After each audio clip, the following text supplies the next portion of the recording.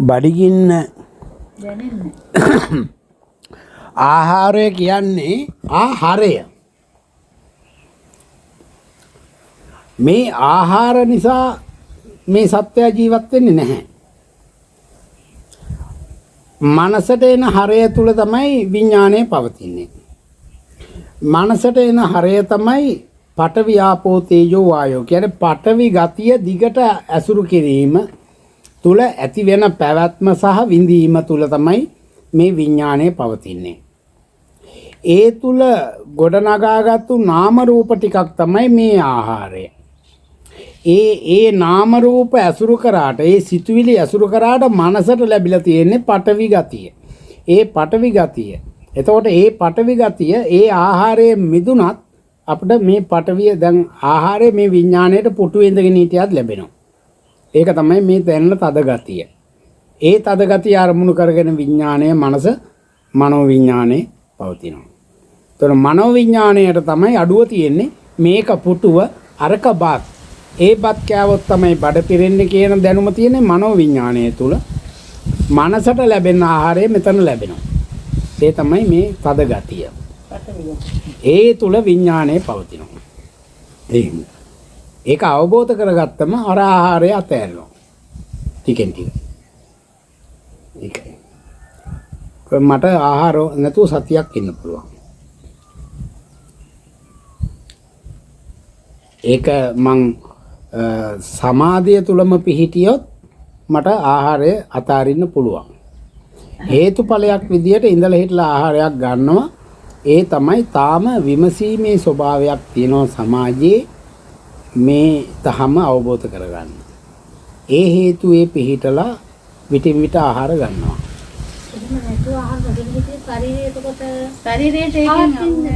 නෑනේ ශරීරයක් පැවතිලා නෑනේ. අපේ ආහාර ජීර්ණ මාර්ගයේ දැන් අපි ආහාර නොගෙන නෝද ගෑස්ට්‍රික් කියවනේ ඒ වගේ දැන් බඩවැල් උනත් ඉතින් බඩවැල හදාගෙන තියෙන්නේ මනසින්.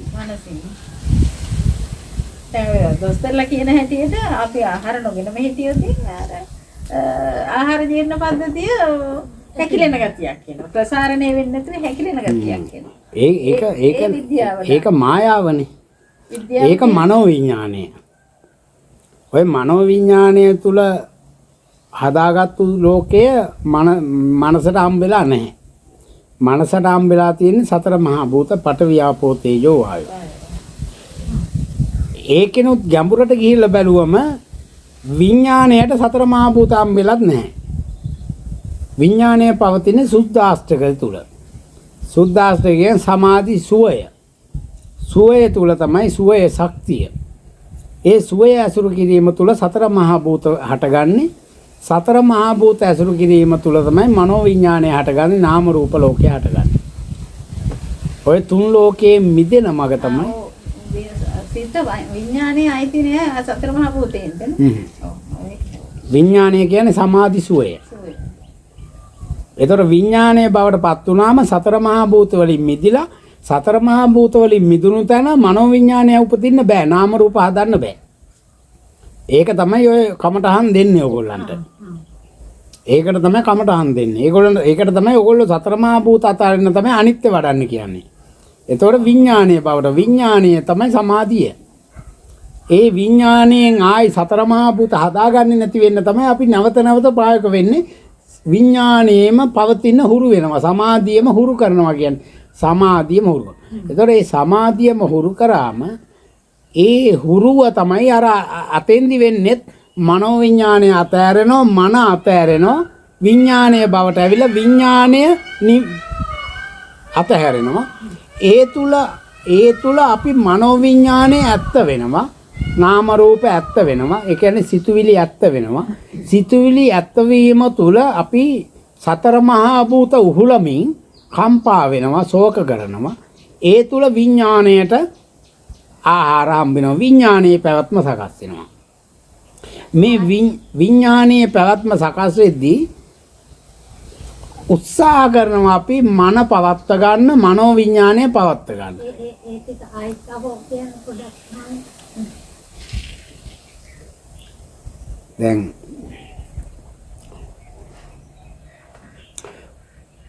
මනෝවිඤ්ඤාණය තුල පවතින කෙනෙක්. මනෝවිඤ්ඤාණයට තමයි ලෝකය හම්බෙන්නේ. ඒතර මනෝවිඤ්ඤාණයෙන් හදාගත්තු ලෝකය අතහැරෙනවා. එතකොට තමයි ඇස් දෙක පිය වෙනවා, කන් ඇහිීම අතහැරෙනවා. නේ? ඒ කියන්නේ බාහිර ස්පර්ශය අතහැරිලා පෙර සිහියට එනවා. පෙර මතකයට විතරක්. එයාගේ තුල මතකය වැඩ කරනවා. කය ස්පර්ශය දැනෙන්නේ නැතුව වරනවා. මරණ මොහොතේ ඒ ස්වභාවයට එනවා. ඊට පස්සේ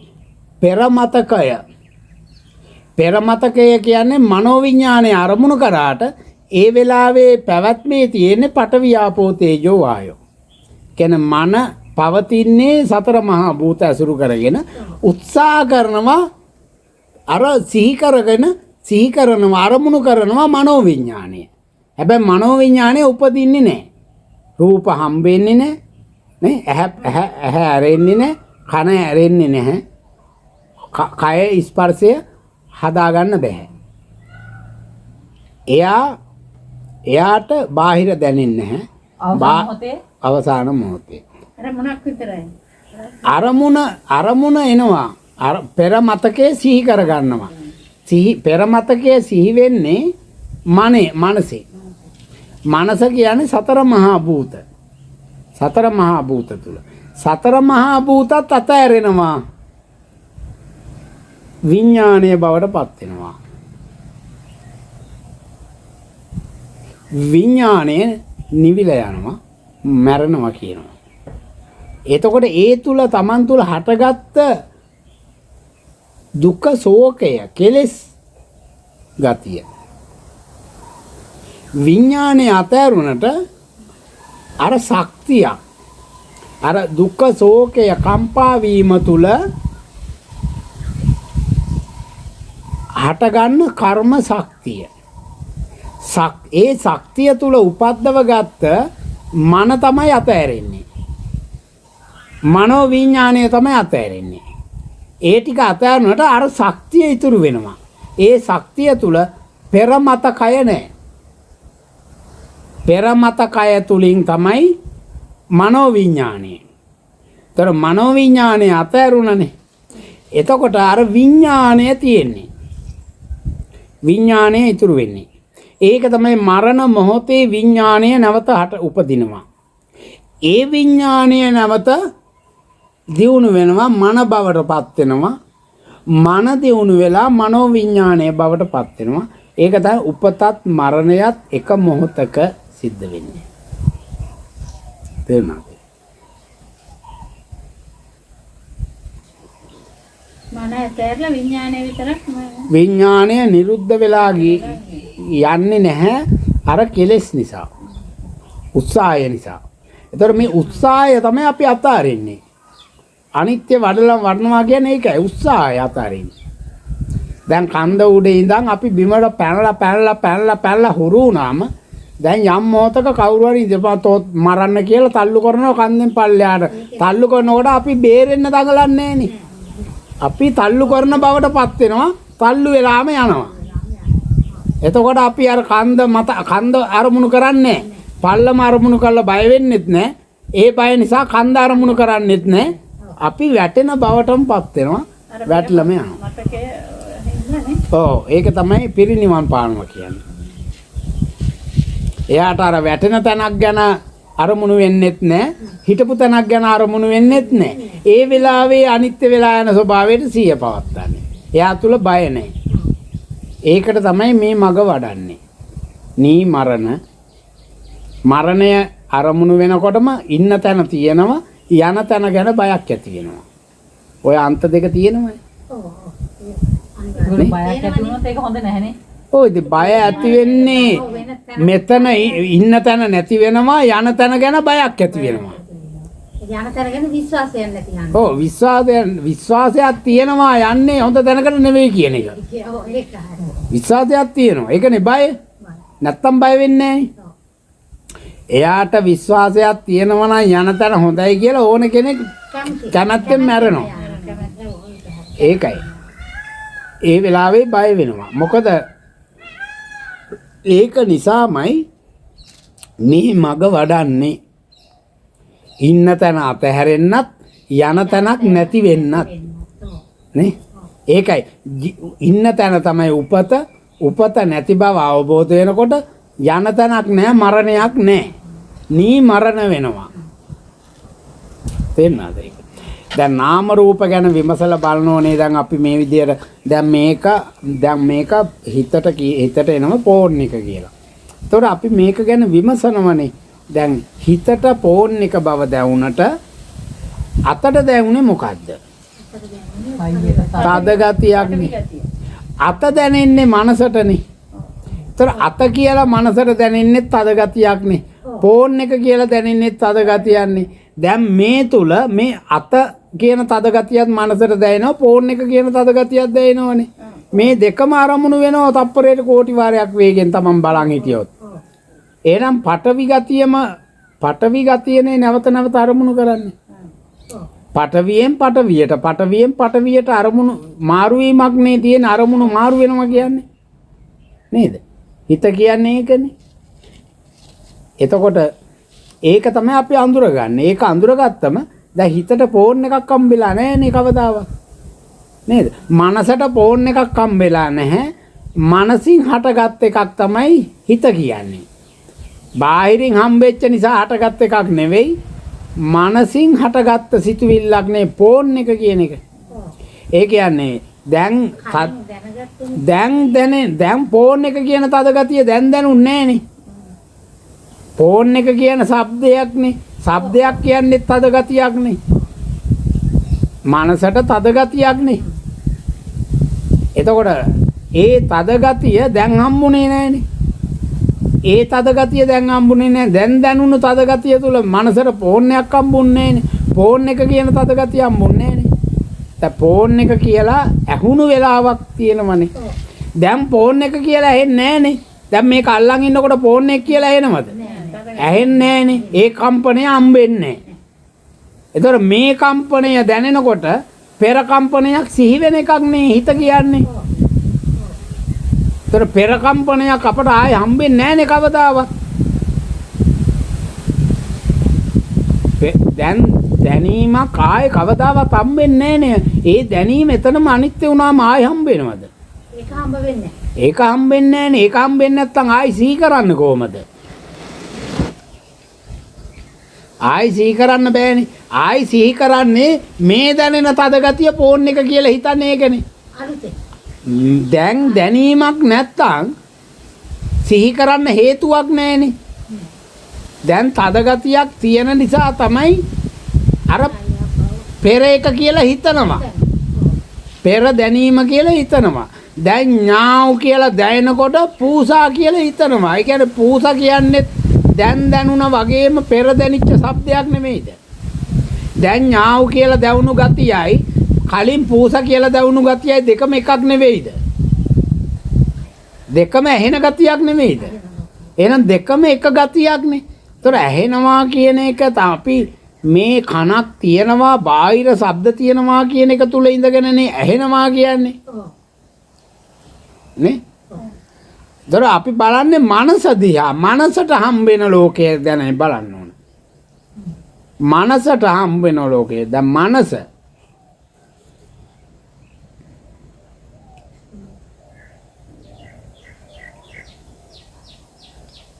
මනසට හම්බ වෙන්නේ පෙර අපි දැන් ඇහෙන් හිත ආත ගන්න නෑනේ. ඇහෙන් නෙමෙයිනේ හිත ආත ගන්න. ඇහෙන් මනසට දැනෙනවා කියන එකනේ. ඇහෙන් මනසට දැනෙනවා කියන එකනේ. අතට හිතෙන්නේ නෑනේ. දැන් අතට ෆෝන් එක හම්බුණා කියලා අතට හිතෙනවද? අතට හිතෙන්නේ නෑනේ. එහෙනම් අත දැනෙන්න එපා ඔය කොහෙට හරි. අත දැනෙන්නේ හිතට.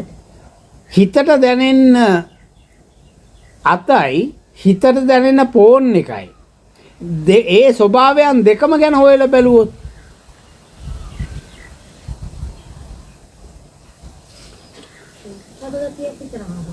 ඒක තමයි අඳුර ගන්න කියන්නේ. මනස පවතින ස්වභාවය සතර මහා භූත පඨවි ගතිය අරමුණු කරගෙන පවතින්නේ කියන එක අඳුර ගන්න කියන්නේ. එතකොටනේ බාහිර ආයතන අතහැරෙන්නේ. දැන් අත දැක්කෙත් ඇහෙන්නම් ෆෝන් එක දැක්කෙත් ඇහෙන්න ඇහැ කියන්නේත් ෆෝන් එක කියන්නේත් අත කියන්නේත් තුනම ශබ්ද තුනක් නේ. නේද?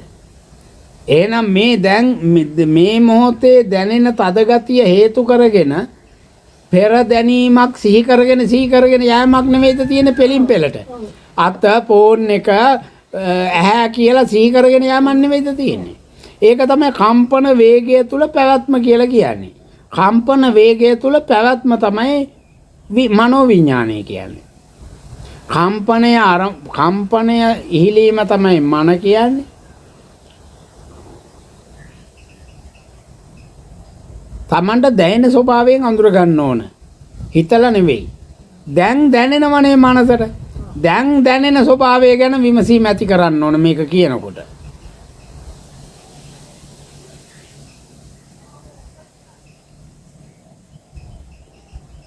දැන් හදවත ගැහෙනව ඇහුණද? දැනෙන. හදවත ගැහෙනවා දැනුණා. අන්නේ දැනුණු ගතියේ ස්වභාවය කොහොමද? දැනුණු ගතිය. ඒ ඇතුණු දැනීම කොයි වගේද? කියන්න බෑ වුණාට Tamanට දැනෙනවනේ. එහෙනම් ඒ වගේම නෙවෙයිද ඇහෙනවා කියන එකත්? තමන්ගේ බාහිර කියන මෝඩකම අතෑරලා අභ්‍යන්තරයේ දිහා බැලුවම ඔය ඒ දැනීමයි ඇහෙනවා කියන ගතියයි දෙකම අභ්‍යන්තරයේ එක වගේ නෙවෙයිද? අන්න ඒක තමයි අඳුර ගන්න කියන්නේ.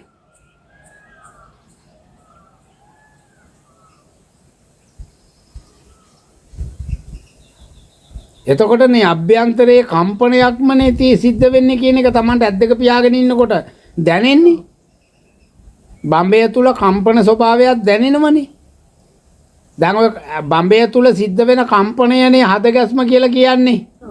ගැස්මක් කියන එකනේ. තද ගතියක් කියන්නේ ගැස්මක් කියන්නේ තද ගතියක් ඇති වෙලා අනිත්‍ය වෙන එකනේ.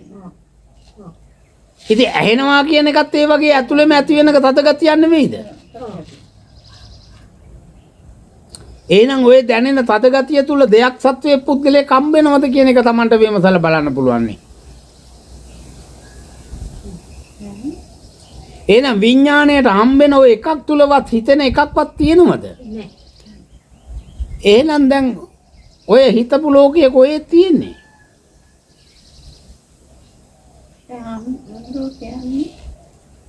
විඥාණයෙන් මේ පඨවි ආපෝ තේජෝ වායෝ කියන හැම දෙයක්ම අතහැරන විඥාණය විතරක් විඥාණයට විතරක් විඥාණයට හිත පිටවන්න බෑ. විඥාණය බවට පත් වෙන්න නම් අපි ඉස්සෙල්ලා නාම රූප වලින් මිදෙන්න ඕන. නාම රූප කියන්නේ බාහිර තියෙනවා කියලා හිතාගෙන ඉන්න එකනේ. බාහිරින් දැනෙනවා කියලා හිතාගෙන ඉන්න එකනේ. එතකොට බාහිරින් දැනෙනවා නෙවෙයි මේ මනසින්ම හටගන්න අභ්‍යන්තරයේ හටගන්න කම්පන ස්වභාවයක් කියන එක අඳුරගත්තා නම් අන්නේ කම්පනය තියා බලන් ඉඳලා ඒ කම්පනය අවබෝධ කරගන්න ඕන. ඒ කම්පනය තුල දෙයක් හම්බෙන්නේ නැත්නම් ඒ කම්පනය එතනම අනිත්‍ය වෙනවනම් ඒ දැනීම එතනම අනිත්‍ය වෙනවනම් අන්නේ දැනීම ඉහිලීමක් වෙන්නේ නැහෙනේ. අන්නේ ඉහිලීම අතහැරුණම තමයි විඥාණය හම්බෙන්නේ. විඥාණය කියන්නේ සියුම් දැනීම. ඒ තමයි සමාධිය. සම ආධිනවයට එනවා.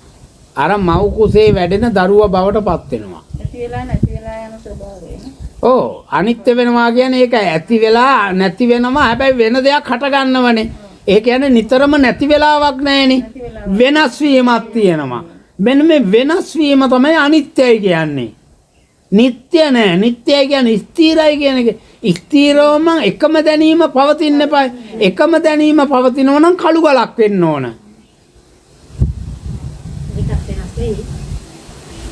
එකම දැනීම නම් කළු ගල දිගටම තියෙනවනේ. කළු ගලක්නේ. කළු ගල වෙනස් වෙන්නේ නැහනේ. ඒ කියන්නේ ඒ තද ගතිය වෙනස් වෙන්නේ නැහැ. කළු ගල බුරුල් වෙනවද? නැහනේ. කළු ගල වෙනස් වෙන්නේ නැහැ. අන්න ඒ වගේ මේ දැනීම දැන් හද ගැස්ම කියලා දැන් දිගටම ගැයෙනවා වගේ දැනෙන්නේ. ඒ දැනීම වෙනස් වුණු නිසානේ. නැවත නැවත හට ගන්නවා වගේ දැනෙන්නේ. වෙනස් වීමක්නේ. නේද? ඒකනේ අනිත්‍ය වෙනවා කියන්නේ. පවතින්නේ නැති බව. එතකොට අපි එකම දැනීමක් අපිට දිගටම තියෙන දෙයක් කියලා උහුලන්න පුළුවන්ද? ඒවා ඒ ස්වභාවය Taman දකිමින් අවබෝධ කරගන්න ඕන. එතකොට තමයි Taman තුල ගොඩනැගිලා තියෙන දෘෂ්ටි අතහැරෙන්නේ. මේ දේවල් තියෙනවා, දේවල් දිගටම පවතිනවා කියන දෘෂ්ටි අතහැරෙන්න නම් ඇත්ත ස්වභාවය Taman දකින්න ඕන. ඒ දැකීම තුල ලැබෙන අවබෝධය තුල අර දෘෂ්ටි අතහැරෙන්න ඕන Tamanට. ඒකයි. ඒ වගේ ඒතකොට මේ ලෝකේ තියෙනවා වගේ දැනෙන එක නැති වෙන්නේ. ඒක පෙර කර්ම විපාකයක් නේ. ඒ පෙර කර්ම විපාකයේ ගෙවිලා ඉවර වෙනකන් ඒ පවතිනවා. හැබැයි Tamanගේ අවබෝධය Taman තුල ඉතුරු වෙනවනේ. අන්නේ අවබෝධය මතුවෙන හැම මොහොතකම Taman ඒ සිහිය, ඒ අවදි වෙන සිහිය අනිත්‍ය ස්වභාවයට ඒ මොහොතේ යොමු කරගමම්ම Tamanට ලෝකේ ඇත්ත වෙන්නේ නැහැ නේ මොහොතේ. ඒක නිසා මනසට ලෝකේ ඇත්ත කරන්න බෑ ඊට පස්සේ. එතකොට තියෙන නිතරම ඒ ලෝකයේ අතහැරීමක්, ඒ ලෝකයට රසය අතහැරීමක්, ඒ වටිනාකම අතහැරීමක්, ඒ තුල සමාධි සුවය එන්න දියුණු වෙනවා.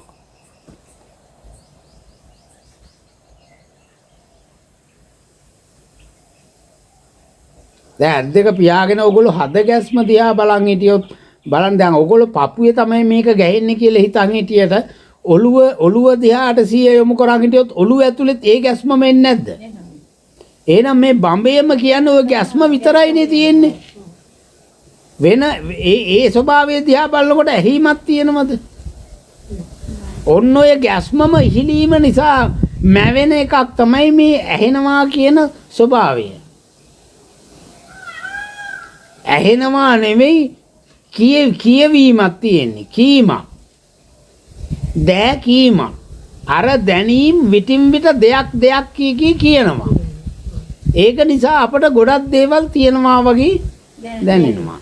මේ වේගය ඉහිලීම නිසා මැවෙන ගතිය තමයි මේ රූප කියන ස්වභාවය. තේරුණාද? දැන් මේ විදියට රූප තියෙන ඕගොල්ලෝ තප්පරයට කෝටි වාරයක් වේගෙන් කැරකෙන්නකො. මේ රූප වෙනස් වෙලා ඕගොල්ලන්ට වෙනස් රූපම වෙන්නේ නැද්ද බලන්න. එහෙනම් ඒක තමයි වේගය මත හටගන්න ගතිය. එතකොට මේ රූපයෙන් මිදෙන්න බෑ අපට. අපි රූපය දෙයක් කියන එකෙන් මිදෙන එක තමයි ඉස්සෙල්ලා කරන්නේ. ඒක තමයි නාමයෙන් නිදහස් වෙනවා කියන්නේ. එතකොට ඇහැ කියන රූපය ඇහැ කියන එකෙන් නිදහස් වෙනවා. ඇහැ කියන්නේ ශබ්දයක් නම් ඇහැ කියලා රූපයක් හම්බෙන්නේ නැහැනේ. අන්න මේ රූපය ඇහැ කියලා පැනවීමෙන් නිදහස් වෙනවා. මේ රූපය කන කියලා පැනවීමෙන් නිදහස් වෙනවා. මේ රූපය පුටුව කියලා පැනවීමෙන් නිදහස් වෙනවා. එතකොට අපේ හිතට රූපය නෙවෙයිනේ එන්නේ පැනවීමනේ නාමයනේ. නාමයනේ අපි අරමුණු කරන්නේ. පුටුවනේ සිහි කරන්නේ. කොස් ගහනේ පුහි කරන්නේ. ඇහැනේ සිහි කරන්නේ. එතකොට සිහි කරන්න පුළුවන්ද දැනිච්ච શબ્දයක් ආයි සිහි කරන්න පුළුවන්ද? හම්බෙන්නේ නැහැ. ඉතින් ඒක තමයි කියන්නේ හිතට කවදාවත් හිතන දේ හම්බෙන්නේ නැහැ කියන එක. දැන් શબ્දයක් ඇහෙනවා. ඒ බව දැනගන්නකොට ඒ શબ્දේ අනිත්‍ය වෙලා ඉවරයිනේ. එතකොට ආයේ කවදාවත් ඒක හම්බෙනවද? හම්බෙන්නේ නැත්තම් කොහොමද ඒක ගැන විඳින්නේ? ඒකට ගැටෙන්නේ ඇලෙන්නේ? ඈ? දැන් සිහි වුණා කියලා හිතට දෙයක් හම්බෙලත් නැහෙනේ. තද ගතියක් දැනුණා ඒක අනිත්‍ය වුණා. ඒ දැනීම නැවත සිහි කරා කියලා හම්බෙනවද ඒ දැනීම? ඒ දැනීම හම්බෙන්නේ නැත්තම් විඳින්න බෑනේ. දැන් 60 කටුවකින් අයින්නවා. රිදෙනවනේ. ඒ අනිනකොටම දැනිලා ඒක අනිත්‍ය වුණා. දැන් තව පැය භාගයකින් විතර ඒක මතක් කරොත් ඒ රිදීම තියෙනවද? එහෙනම් විඳින්නේ කොහමද? විඳින්නේ කොහමද? පෙර මතකයෙන්නේ විඳින්නේ? ඉතින් පෙර මතකයෙන් වේදනාව හට ගන්නවද විඳින්න? නෑනේ වේදනාව හට නොගත්තත් ඒක මතකයේ තියෙන. ඉතින් මතක් කරාට හිතට එනවද? එන්නේ නෑනේ. මතක් කරාට හිත හිස් නෙවෙයිද හැමතිස්සෙම? එහෙනම් හිස් බවක්ම නේ විඳින්නේ. හිස් බව තුල හටගන්නේ කෙලෙස් විතරයිනේ. හිස් බව තුල හටගන්නේ ඇලීම ගැටීම තුල Taman තුල අවදි වෙන ගතිය විතරයිනේ. ලෝභය හෝ ද්වේෂය කියන ගතිය විතරමයිනේ. එහෙනම් Taman තුල තමන් තුළ උපදින්නම ඒ ගතිය විතරයිනේ. ඒ ගතියම නේද විඳින්නේ. වෙන මොකුත් තිබිලා නැහැනේ. නේද? මෝඩ කමෙන් තමන් තුළ උපදින කෙලෙස් විඳීමක් විතරක්ම වෙන්නේ. ඔව් ඒකයි. ඒ කෙලෙස් විඳීමට ඒක නිසාම ඒ කෙලෙස් උහුලනකොට මොකද වෙන්නේ? නැවත අර දැනීම හට ගන්නවා. කම්පනය හට ගන්නවා. ඒ කම්පනය දෙයක් කියලා නැවත එතකොටනේ අරමුණෙන් අරමුණ මාරු වෙන්නේ. ඒක දිගට යන ඒකනේ අරමුණෙන් අරමුණ මාරු වෙන්න බෑනේ නැත්තම්. අන්න අර කෙලෙස් විඳීම නිසාම උපදින ශක්තිය. ඒ දැනීම ආයි දෙයක් කියලා අරමුණු කරනවා. අන්න අර අරමුණ මාරු වෙනවා. ඒ තුල විඳිනවා. ඒ අරමුණ තුල මොකුත් හම්බෙලා නැහැ. ඒ දැනීම අනිත්‍ය වුණා. හැබැයි ඒ හිස් බව තුල Taman තුල උපදිනවනේ Tamanගේ පෙර වැඩිච්ච ගතියක් උපදිනවා. කෙලෙස් ගතිය. ඒක විඳීම තුලම නෑ අනවත දැනීමක් හට ගන්නවා. දැන් කෙලෙස් කියලා උහුලන්න දෙයක් නෑනේ. උහුලන්න දෙයක් නෑ. උහුලන්න යෑම නිසාම ඇති වෙනවා තද ගතියක්. අන්න ඒ තද ගතිය වෙන දෙයක් කියලා ආයි පනම ගන්නවා. ඕමනේ හැමතිස්සෙම මේ සිතුවිලි මාරු වෙන්නේ. තේරෙනවද?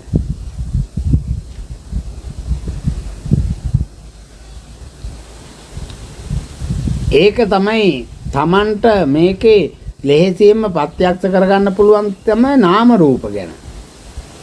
නාම රූප ගැන ප්‍රත්‍යක්ෂ වුණාම දැනීම අනිත්‍ය වැඩනකොට Taman සමාධි වෙනවා නම් මේ පැවැත්මෙන් මිදෙනවා නම් ඒ පැවැත්ම තුල Tamanට දුකක් හටගන්නේ නැත්තම් අන්නේ විශ්වාසය තුල අනිත්‍ය වැඩිම තුල ඕනම නූගත් පුද්ගලයෙකුට නිවන් දැකලා පිරිනුවම් පාන්න පුළුවන්. නිවන් දකින්නවා කියන්නේ නිවීම වෙන්නේ නැති. ඒතකොට මේ වෙනවා කියලා තියෙන මොකද? පෙනීමක් තියෙනවා, ඇහිීමක් තියෙනවා, හුස්ම වැටීමක් තියෙනවා, හද ගැස්මක් තියෙනවා. මෙන්න මේ දැනීම නොදැනෙන තැන තමයි සමාධිය කියන්නේ. එහෙනම් එතන නිවීමනේ. නිවීම වෙන්නේ නැති තැනක්නේ. අන්න ඒ දේ වෙනකම් Tamanට මරණ බය හට ගන්නවනේ. ඒ දේ නැති තැන Tamanට මරනවා කියලා හිතන්න පුළුවන්ද? මරනවා කියලා හිතන්න බෑනේ. අන්න එතෙන්දී මරණයක් හම්බෙන්නේ නැහැනේ. අන්න විඥාණයෙන් එතෙන්දී නැවත මේ පැවැත්ම හදාගන්න බැරි වුණොත් නිවිලා ගියා. අන්න ඒකට කියනවා පිරිනුවම් පෑවා කියලා.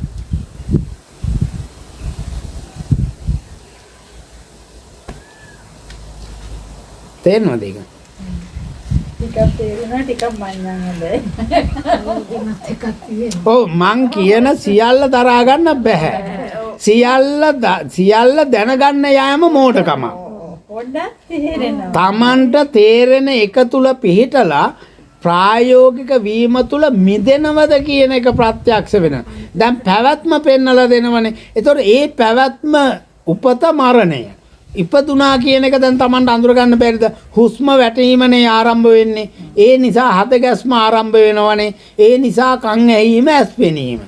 එතකොට දැන් මරණය පෙන්වලා දුන්නම Tamanට තේරුම් ගන්න පුළුවන්නේ ඇස් පෙනීම නැති වෙනවා, කන් ඇහිීම නැති වෙනවා, හුස්ම රැල්ල නැති වෙනවා, හද ගැස්ම නවතිනවා. එතකොට Tamanට දැන් මෙන්න මේ හතරේ ස්වභාවය පැවැත්ම තුලනේ Tamanට දුක සිතුවිලි අටගන්නේ මැරෙයි කියලා බය වෙන්නේ. මේ හතර නැති වෙයි කියලා නෙමෙයිද දැන් බය තියෙන්නේ. දැන් මේ හතර නැති තැනක මේ හතර නැති වෙයි කියලා බය වෙයිද? එහෙනම් අන්න ඒ හතර නැති වෙන තැන විදියක් කියලා දුන්නම Taman ප්‍රායෝගික වෙනකොට ඒ හතර ස්වභාවය නැති වෙනම නම් Tamanට බයක් තියෙනවද? ඒ ඔච්චරයිනේ දැනගන්න ඕන. පෙර මත කය කියන්නේ වචන තුනක්. පෙර කියන්නේ කලින්, මත කියන්නේ මත් වුණා, වින්දා. කය කියන්නේ දැනීම. හරි එකපාර කියනකොට පෙර මතකයි කියන්නේ අපි කියන්නේ දැන් මේ පෙර මතකය කියන්නේ ඒක. මත කියන්නේ මත් වුණා, වින්දා. පෙර වින්ද. කය කියන්නේ දැනීම. ඒතර පෙර වින්ද දැනීම කය හම්බෙන්නේ නැහනේ. තනි වචනේනේ මතකය කියනකොටනේ අර කඩලානේ මතකය.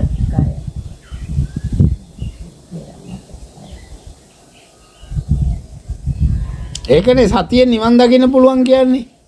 නිවීම කියන්නේ ඕකයි. හැබැයි ඔය තුල අන්ධයෙක් වෙනවා, බීරෙක් වෙනවා, ගොළුෙක් වෙනවා. ඉතින් දැන් කවුරුවක් කැමති අන්ධයෙක් වෙන්න බීරෙක් වෙන්න ගොළුෙක් වෙන්න නෙවෙයි. එයාට දැක්මක් තියෙන්න ඕන. එයාට දෙයක් ඇහෙන්න ඕන ආයි දහම කියලා දෙයක් ඇහෙන්න ඕන. ආයි එයාට කියන්න දෙයක් තියෙන්න ඕන. දහම හොයන අය එහෙම නෙවෙයිද? එහෙම හොයන්නේ. හොය යන්න ඕනේ.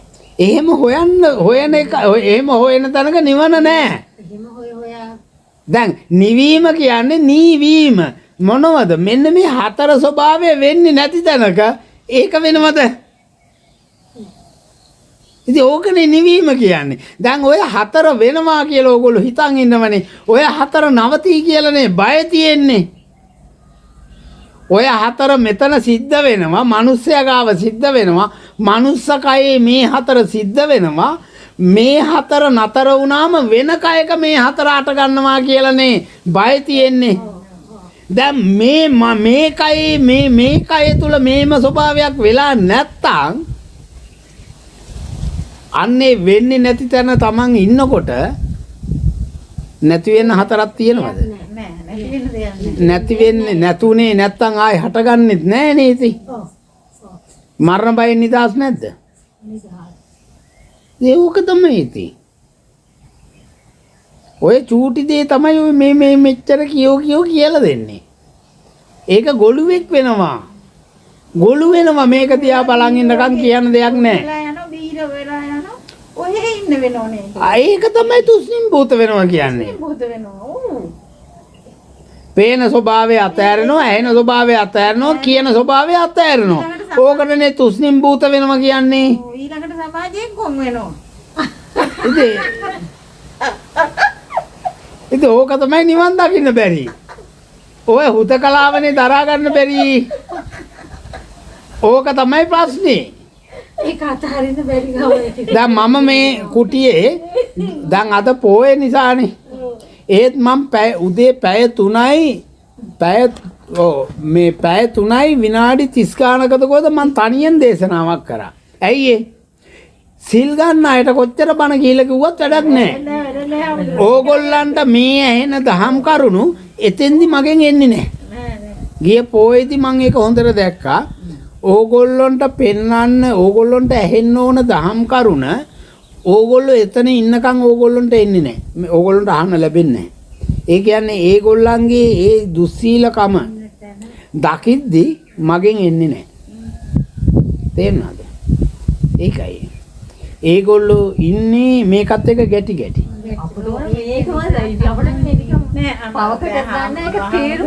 ඒක නිසා තමයි මං කිව්වේ ආයි මං එතෙන් බණ කියන්න එන්නේ නැහැ. අවබෝධයක් තියෙනවා කොටසයි ඉන්නේ දැන් අපි. ඒගොල්ලන්ට ඕන කට දිහා බලාගෙන කාලය ගත කරන්න. එහෙම ඉන්නකොට ටික වෙලාවක් යනකොට ඒගොල්ලන්ට ඉරියව්වෙන් වෙනස් කරගන්න ඕන වෙනකොට අර මේකෙන් මිදෙන්න ඕනවට ඒගොල්ලෝ ගාව උපදිනවා ගැටීම. අන්න ඒ තුල ඒගොල්ලන්ගේ චේතනාව මට පේනවා. ඒ චේතනාවට අනුව තමයි ඒගොල්ලෝ එතන ඒ ගැටීමෙන් ඔන්න ඕම ගැටි ඉඳලා ඔන්න ඇල වෙනවා, හාන්සි වෙනවා, නිදා ගන්නවා, අහක බලන් ඉන්නවා. එතකොට ඒ ගැටෙන ස්වභාවය දකිනකොට ඒ ගතිවලට දේශනාව ගලන්නේනකොට ඒ දේශනාව ඕගොල්ලන්ට අද වැඩක් නැහැ. ඒගොල්ලෝ ගන්නෙත් නැහැ, ඕගොල්ලෝ ගන්නෙත් නැහැ. ඕගොල්ලන්ට ගන්න දෙයක්වත් නැහැ. ඒක නිසා එතන ආයෙ ඇවිල්ලා මම දේශනා කරන්නේ නැහැ. තේන්නද? අර මං අනුකම්පා කරලා ඒ නැවත ගිහින් අනේ මේ වචනේ හරි. ආමදුරෝ දේශනා කරන්න එන ධර්මයේ නෙවෙයි එතෙන්ට ගියයි පස්සේ එන්නේ ඒගොල්ලන්ගේ හිත පේනකොට මට එන්නේ වෙන එකක්. ඒක නේද? ඒකයි කියන්නේ. අපි මෙච්චර කාලෙ ඉතින් සාමාන්‍ය බණ පොත් 30ක් විතර දුන්නා වගේ. ඉතින් ඒක තේරෙන්නේ බලන් ගියාම ඔය කියන ඉතියට ඉතින් බණ මොනවාද නැහැ කියන එක ගන්නවා. දවසේම ඉතින් අර පෞද්ගල භවය නැහැ කියලා වචනෙන් කියන එකනේ ඔයගොල්ලෝ බණ කියලා අහලා තියෙන්නේ. දැනුමෙන් කියන එක. දැන් මම මේ කියන දේවල් මතක තියාගෙන ඕන කෙනෙකුට ඉන්න පුළුවන් නේ. හැබැයි මම නැති කාලෙක එයා මතක තියන් ඉඳලා මේ ටික කිව්වොත් ඒ අහන කෙනාට අභ්‍යන්තරේ දකින්න බෑ. මොකද එයා මේ වචන ටික විතරයි දන්නේ අභ්‍යන්තරය හඳුරගත්තේ නැහැ. එතකොට එයාට බෑනේ දෙපැත්තම පෙන්වන්න. ඒක හරියන්නේ. අන්න ඒක තමයි දැන් එහෙම එකක් තමයි දැන් ওই ඉතුරු වෙලා තියෙන්නේ දැනුම. ඒකට තමයි කියන්නේ දේවදත්ත සතර අපායට වැටෙනවා කියලා. සතර අපාය කියන්නේ හතරේ පැවැත්මේ. හතරේ පැවැත්මෙන් එන්නේ මොකද්ද අපට දැනුම. ඒ ඔන්න ඔය දැනුම ගැන කියන්නේ. සතර අපාය. ඒ දැනුම තුල පිහිටලා ඉන්නකම්ම මේ ලෝකයේ තියෙන සියලු දුක විපාක දෙන්නේ නැද්ද? විපාක දෙනවා. ඒක තමයි සතර අපායේ දුක කියන්නේ. ඒ දුකෙන් මිදෙන්න බෑ කියලායි කියන්නේ. ඒ දුකෙන් මිදෙන්න නම් දේවදත්ත බුදු වෙන්න ඕන, අවබෝධ වෙන්න ඕන. ඒ දත්ත හරහා පැවැත්ම අවබෝධ වෙන්න ඕන. අවබෝධ වෙන්නේ නැහැ දැනුම උහුලන් හිටියට කවදාවත්. සම්මා සම්බුදුරෙක් පහළ වෙන්න ඕන. දැනුම පෙන්නලා ඒ දැනුම තුලින් පැවැත්ම පෙන්නලා ඒ පැවැත්මෙන් හටගත් විදිය පෙන්නලා ඒ පැවැත්මෙන් මිදෙන විදිය පෙන්වන්න. එතකන් අර දැනුම ටිකක් පරිහරණය කර සංස්කෘතියක් ගොඩ නැගෙනවා. ඒක නරකයි කියන්න බෑ. මොකද කොහොමත් බුදුවරු නැත්තම් කොහොමත් පැවැත්මක් නේ. බුදුවරයෙක් පහළ වුණේ නැත්තම් කොහොමත් මිදෙන්න බෑනේ කාටවත් නිවන් දකින්න බෑ. එහෙනම් ඒ තුල වෙන්නේ අපි ගුණයන් දිනු කර ගැනීමක් නේ. එතකොට මේ දැනුම තුල විමසීමක් දිනු වෙනවා. යම් දේවල් විමසනවනේ. මග විවර වෙන්නේ නැහැ. ඔව් මග විවර වෙන තරට විමසීමක්. මග විවර වෙන්නේ නැහැ. ඒ විමසීම දියුණු වෙච්ච එක Tamanට ප්‍රයෝජනවත් වෙනවා යම් දවසක මග විවර වෙන්න. දැන් මේ මිනිස්සු හිටිය කියලා කවුරුවත් දැන් මේ බණටම ඇහුම්කන් දෙනවද? ඇහුම්කන් දෙන්නේ නැහනේ. ඒ කියන්නේ ඒගොල්ලෝ වෙන දේවල් විමසගෙන ඉන්නේ. ඒගොල්ලෝ එහෙම ඒක නිසා තමයි මේ ගැන විමසීම තියෙන කෙනාට මේක ඇහෙනවා කවදා හරි. ඒක නිසා සම්මතේ නරකයි කියන්නේ නැහැ. ඒක සැප විපාක දෙන්න හේතුව. හැබැයි හරි දේ ඇහෙන දවසටත් අතන ඉන්න එක පාපයක්. පාපයක්. ඇහිලා එතන ඉන්න හිතෙන්නේ නැහැ. හිතෙන්නේ නැහැ. අපි ඒක තමයි හම්බෙන්නේ. දැන් අතරමං වෙලා කැලේ එහෙට මෙහෙට ඇවිදින මිනිස්සයට හතුරෙක් හම්බ වෙනවා. දැන් හතුරගෙන් හරි පාර අහගන්න පුළුවන්කම තියෙද්දි ඒක මග හැරියොත් ඒ හතුරා ඒ මිනිස්සයා ගියාට පස්සේ මෙයාට කවදාවත් අහගන්න කෙනෙක් හම්බෙන්නේ නැහැ. එහෙනම් එයාට ඒ අතරමං වීමෙන් ගැලවෙන්න බෑ. නේ? එයාට එහෙනම් ඒ මොහොතේ එයාගේ ගාව තියෙන්න ඕන ගුණයක් ඒ අවස්ථාවෙන් ප්‍රයෝජන ගන්න. අන්න විමසා බලන්න නේද? අන්න ඒකයි කියන්නේ.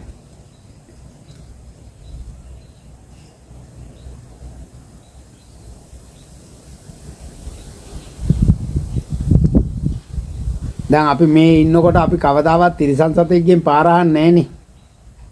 හැබැයි කැලේක අස්තරමං වෙලා අසරණම වෙලා ඉන්න වෙලාවක තිරිසන් සතෙක් ආවත් කියනවනේ අනේ බං මට පාර පෙන්නපන් කියලා කියන්නේ නැද්ද? කියනවනේ. බලාපොරොත්තු වෙන්නේ නැද්ද අර තිරිසන් සත්වයා හරි මට පාර පෙන්නයි කියලා? පෙන්නනවා. අන්න ඒක තමයි අසරණ වෙන්න ඕන. අසරණ වෙන්න ඕන. හැබැයි අසරණ වුණාට වැඩක් නැහැ. අසරණ මිනිස්සයා අසරණ වෙච්ච වෙලාවට පිහිට ලබන්න බෑ. පිහිට තිබුණට ලබා ගන්න බෑ Tamanට. ඒ කියන්නේ මිනිස්සයා අසරණ වුණාම සී කල්පනාව දුර්වල නම් කොච්චර කිව්වත් වැඩක් නැහැ. කියන දේ ඇහුණත් Tamanට ඒ ගැන විමසීමේ ශක්තියක් නැහැනේ. තේරුණාද? ඒක තමයි අවාසනාව. අපි මොන අවස්ථාවක හරි මොන හරි අරතරකදී අපි කලබල වෙන්නේ නැහැ. කලබල වුණායින් පස්සේ අපිට අර කියන දෙයක් මොනවද කරන්න කියන ටිකවත් අපිට මතකයේ දෙන්නේ අර මේක කියනකොටම එයා කලබල වෙලා ඉවරයි. එයාට බය එනවා. හැබැයි ඒ බයෙන් මිදෙන්න විමසීමේ ශක්තියක් නැහැ. එයා කලබල වෙලා. එයා තව බය වෙන එක විතර. ඒක නිසා වයසක අයට කියලා වැඩක් නැහැ. ඒක දැක්කම ඒ අයට ඉන්න තැන ඉන්න අරිනවා. තේරෙනවද? දැන් අපේ අම්මලාට එහෙම කියලා වැඩක් නැහැ. නේ දැන් අම්මා අද උන ආරණ්‍ය සිල් ගන්න ගිහිල්ලා. ඉතින් මම ගෙදරට ගිහිල්ලා කියනවා දැන් අවුරුදු ගාණක් කියනවා. ඒගොල්ලන්ට ශක්තියක් නැහැ. මේකෙන් පිට පැනලා හිතන්න අමාරුයි. ඔව් දැන් මං ඊපේ අම්මගෙන් ඇහුවා අම්මා දැන් අවුරුදු 30 ගාණක් විතර ආරණ්‍ය මේ ලංකාව පුරාම ආරණ්‍ය වල ගියා. අම්මා හරි සමාධියක හිටියේ කාලේ. දැන් හරි ගැඹුරු සමාධියට යනවා. එහෙම හිටියේ. එතකොට බණ පොත් කටපාඩම් හාමුදුරුවෝ කියන බණ ආරණ්‍ය වල අහගෙන මින්දලා. තේරෙනවද? ඒ තරම්. දැන් ඊයේ පෙරේද මං ගියානේ. ගියා මං ඇහුවා අම්මගේ අම්මේ අර ඉස්සර ලොකු සමාධියක් එහෙම තිබ්බ තියෙනවද? දැන් නැහැලු.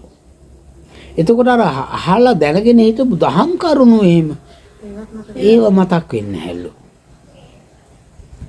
එතකොට දැන් ඌමනාව තියෙනවා මගෙන් දෙයක් අහන්න. හැබැයි මං කියන දේ තේරෙන්නේ ඒක ටිකක් අහගෙන ඉඳලා අර පරණ වචනයක් ඕ මේක මේමයි කියලා අර පරණ දැනුමෙන් අර අවදි වෙන්නේ නැති එක වචනයක් අවදි වෙනවා. අර මං කියන ටික හේතු කරගෙන එයාගේ දැනුම අවදි වෙනවා. ඒතකොට මං දන්නවා මං කියන එක තරහා ගන්නත් බෑ. එයාගේ දැනුමත් එයාට අවදි කරගන්න බෑ. ඒක නිසා එතන අර ව්‍යාකූල තත්ත්වයට පත් කරනවට වැඩිය ඉන්න ස්වභාවයේ ඉන්න දෙන එක තමයි හොඳ. එතකොට හැමෝටම වෙන්නේ ওই ටික තමයි. හරියට එනවා. සමහර කම්පියුටර් ඒ හැමදාම එනවා. ඉන්දහනුත් කරනකොට ඒ ඔය ඔක්කොම කොහෙද පවතින්නේ? මනෝ විඥාණය තුල. එතකොට වයසට යන්න ඉස්සෙල්ලම අතහැරෙන්නේ මොකද්ද? මනෝ විඥාණය. මනෝ විඥාණය අතහැරෙන්න තොරතුරු අවදි වෙන්නේ නැති වෙන්න හිත ඒකාග්‍ර වෙනවා ස්වභාවයෙන්ම. හිත ඒකාග්‍ර වුණාම කයේ දැනීම් ස්වභාවයට ඉබේම ඔය භාවනාව ඔය කියන දේ ඉබේම වෙනවා වයසට යන්න. දැන් කොච්චර කියද්දි අර මනෝවිඥාණය මිදලා මේ දැනීම් ස්වභාවයට සියයමු කරන්නේ නැහනේ. හැබැයි වයසට යන්න මේ ඉන්න ඕනේ. මොකුත් බාහිර දේවල් සීවෙන්නේ නැති වෙනකොට මොනවද දැනෙන්නේ? තමන්ගේ කයේ දැනීම් තමයි ඇසුරු කර ඉන්නවා. පේන්නේ නෑ එන්නේ නෑ. ඉතින් ඕක තමයි දැන් කරන්න කියන්නේ. නෑ. එතෙන්දී අවබෝධයක් නැහැ නේද? ඒක තමයි තියෙන අවබෝධයක් නැතුවනේ ඒක. ඉතින් අවබෝධයක් නැහැ. එතන තියෙන්නේ අවබෝධයක් නැහැ. එතන ඒ දැනීම් තියෙනකොට එයාට ඒ දැනීම නේ හුරු වෙලා තියෙන්නේ. මේ මනෝවිඥානය තුල පවතිච්ච ස්වභාවය නාම රූප අරමුණු කරගෙන ඒ දැනීම ඇති කරගන්න එයා ඒ වෙලාවෙත් කම්පා වෙන්නේ. අර දැනීම ගැන එයාට අවබෝධයක් ලබන්නේ. ඒ දැනීම තේරුම් ගන්නේ නැහැ. ඒ දැනීම් තුල ඉන්නකොට එයාට උපදින්නෙත් බයක්. අර නැති වෙච්ච දේ ගැන. මේ දැනීමුත් එන්න දුර්වල වෙලා වෙන්නේ මොකද්ද කියන එක ගැන. දැන් ඒ ස්වභාවය උදා වෙන්න කලින් මේ මරණ එකක් කරන්නේ ඔය. මරලා දානවා. එතකොට බය වෙනවා. අර්ථය මරලා දැම්මම රොඩ්ඩක් ජීවත් වෙනවා. ඒකනේ රහත් වෙනවා කියන්නේ. රසය මරලා දානවා. රසය මරලා දැම්මම රොඩ්ඩ විතරයි ඉතුරු වෙන්නේ. පැවැත්ම විතරයි. ඒ පැවැත්ම කෙලවර වෙන දවසට රසයක් නෑ කම්පා වෙන්න. ඒකම රහත් වෙනවා කියන්නේ ඒකනේ. ඒක කොහොමද?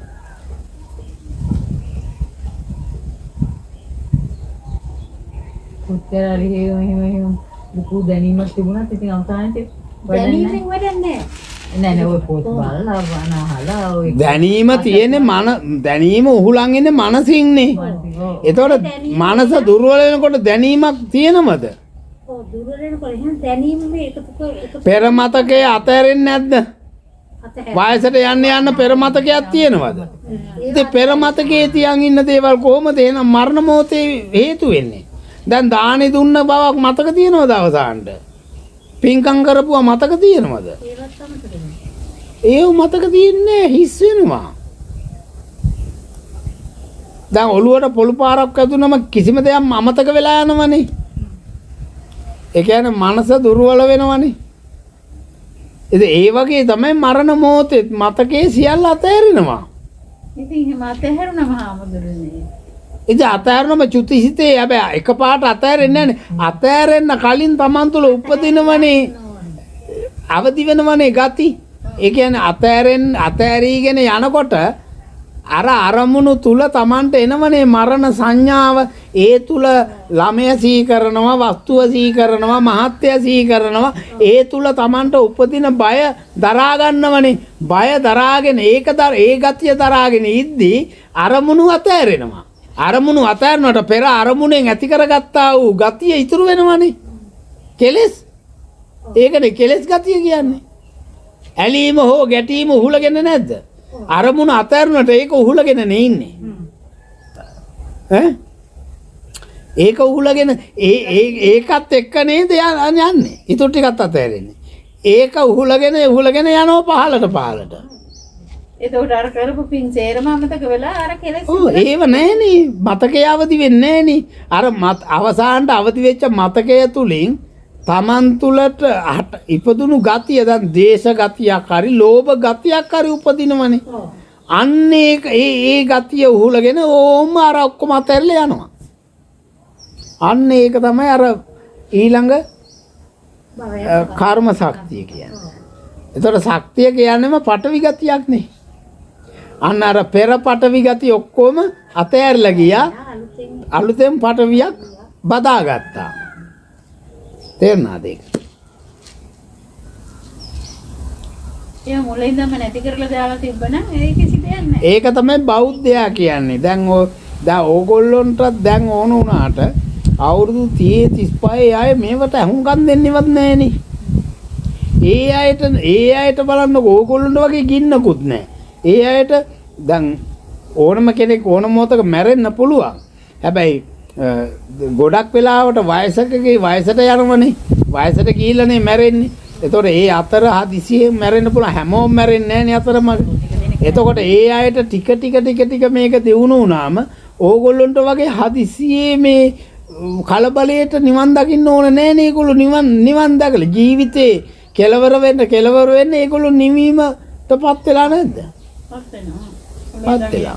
ඒගොල්ලන්ට වයසට ගිහිල්ලා කරන්න දෙයක් ඉතුරු වෙලා නැහනේ. ඒක තමයි සැබෑ ස්වභාවය. බෞද්ධයා කියන්නේ ඒකයි. ඒකයි ළමේ කාලේ ඉඳන් මේ ස්වභාවය ඔළුවට වැටෙනව නම් ඒ අයට වයසට යනකොට අමුතුවෙන් නිවන කියලා දෙයක් හොයන්න ඕනේ.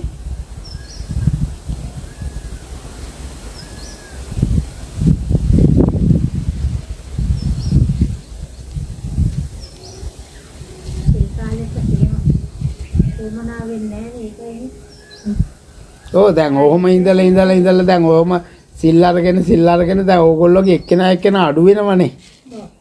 එක්කෙනා අඩු වෙනවා. අනිත් පැත්තෙන් ඕනනම් එක්කෙනා එකතු වෙනවා. දැන් එකතු වෙන ප්‍රමාණය සිල් ගන්න අඩුයි නේද? මොකද දැන් සමාජයේ විමසීමෙන් දියුණුයි. ඕගොල්ලොන්ගේ කාලේ වගේ නෙවෙයි. ඕගොල්ලොන්ට වඩා දැන් කුසලයේ බලවත් කාලයක්. එතකොට දැන් ඉන්න සමාජයේ ඒ කාලේ වගේ ඕගොල්ලොන්ට දැන් මේක ඇහුනේ නෑනේ. ඕගොල්ලොන්ට ඇහෙන්නේ දැන්. තේරුණාද? අපිට පෙර මේක ඇහුණා නම් මෙහෙම නොවෙන්නේ. ඕගොල්ලොන්ට ඒ කාලේ ඇහුණා නම් සමහර විට ඒත් ඕගොල්ලෝ ඔය වගේ තමයි. මොකද මේක සංසාර බය දැනිලා ඇහෙන්න ඕන එකක්. දැන් සංසාර බය දැනුනේ නැති අවස්ථාවක මේක දැනුනට මේකේ වටිනාකමක් දැනෙන්නේ නැහැ. එතකොට ගැටෙනවා. ඒ කියන්නේ අපි සම්මතේ අභිභව යන එකක් නේ. එතකොට අපි වටිනාකම දෙන්නේ සම්මතේට. එතකොට වටිනාකම දෙන්නේ බුද්ධ සංකල්පයට. දැන් ඕගොල්ලෝ සංකල්පය තුලින් ඕගොල්ලොන්ට ගැලවීමක් නැති නිසානේ ඕගොල්ලෝ මේ කීකරු අහගෙන ඉන්නේ. ඕගොල්ලෝගේ ඉස්සරහා දැන් බුදු පිළිම පොළොව ගැව්වත් ඕගොල්ලෝ කම්පා වෙන්නේ නැහැ. හැබැයි අර තරුණ කෙනෙක් ඉස්සරහා බුදු පිළිම පොළොව ගැව්වොත් ඒගොල්ලෝ බැන යනවා. ඒගොල්ලෝ අහන්නේ නැහනේ.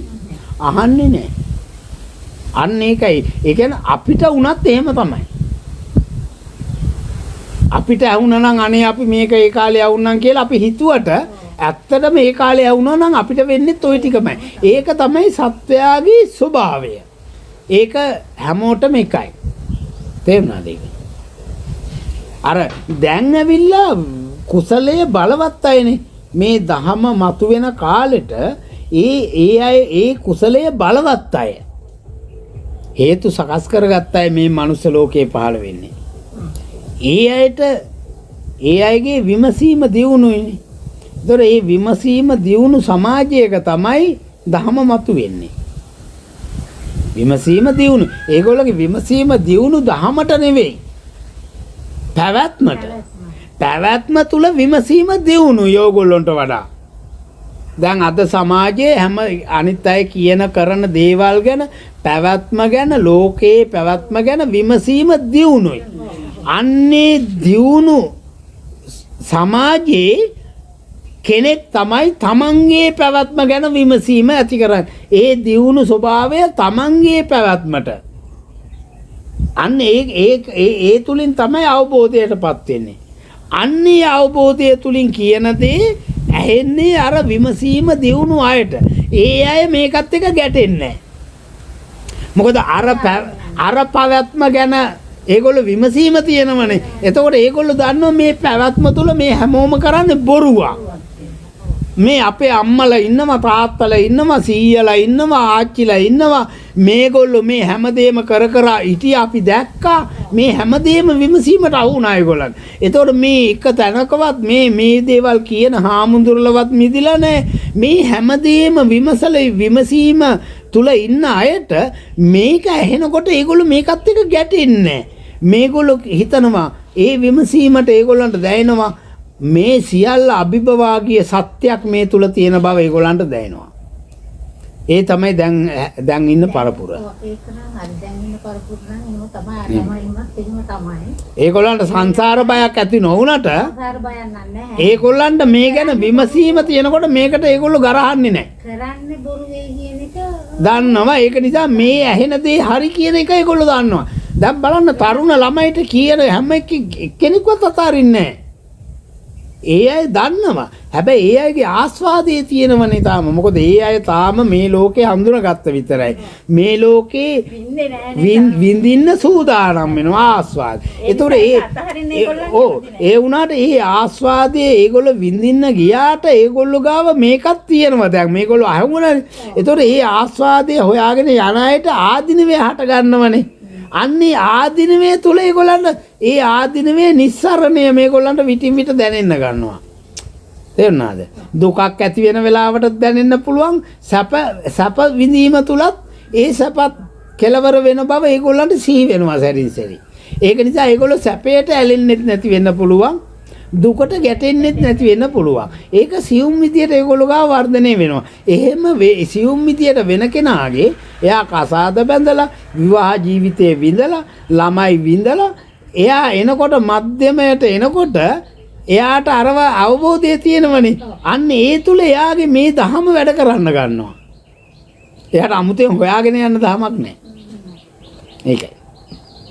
එයා අත්දැකීමෙන් අර නෝන දියුන් දැන් ඒ දේවල් එක්ක ඒක ඉඳලා නේ තියෙන්නේ. ඉඳලා තියෙන්නේ. ඒකයි බෞද්ධය කියන්නේ ඒකයි. මේක මේ කවුරුවත් මේක ඇහුණු ගමන් මේ දැන් ජීවිතය අවබෝධ කරගන්නයි මේක හේතු වෙන්නේ. එතකොට එන්න ජීවිතය අතෑරෙනවනේ. එතකොට ඒ ජීවිතය ජීවත් වීම සහ ජීවිතය අතෑරීම වෙනස් වීම ඒක සිද්ධ වෙන්න එයාට මේ දැනුම නිසා ඒ ගැන ප්‍රායෝගික අවබෝධයක් එනවා. විතක දුක හට ගන්නවා, එයා සතුටු වෙනවා. විතක දුක හට ගන්නවා, විතක සැප හට ගන්නවා. ඒ හැම තැනකම එයාට ඒ අත්දැකීම ගැඹුරට අඳුර ගන්න මේ ඇහෙන එක හේතු වෙනවා යාට. ඒ අවබෝධය තුල තමයි එයා වයසට යන්නේ. එතකොට එයා මිදෙන විදියක් දන්නවනේ. මිදෙන විදියත් එක්කම නේද මේක ඇහෙන්නේ. මේක තමයි පැවැත්ම හටගත්තේ මේ විදියයි. ඒක නිසා මේ පැවැත්මෙන් මිදෙන්න ඕන මේ විදියයි කියන තුන් ස්වභාවයම මේ දේශනාවේ කියනෝනේ. ඒකනේ මුල මැද අග. එතකොට මුලක් දන්නවා අගක් දන්නවා. මුලදී දැනගත්ත දේ අගදී තහවුරු වෙනවා. එතකොට මැදදී එයා නිවන් දකිනවා. මැදට එනවා මධ්‍යම ප්‍රතිපදාවට. ඒකයි.